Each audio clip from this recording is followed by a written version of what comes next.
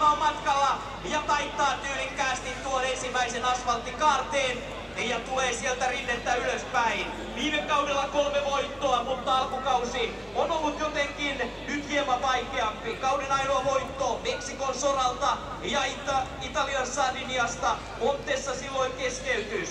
Mutta nyt katsotaan tätä kilpailua. Verittäjämieheltä löytyy 2010 MM-hopeaa Fordilla, 2012 MM-pronssia ja sitten Volkswagenille 2013 MM-pronssia, 2014 MM-hopeaa, kuten myös 2015. Mutta se mestaruus vielä puuttuu, kun Jari Mattila tulee tuosta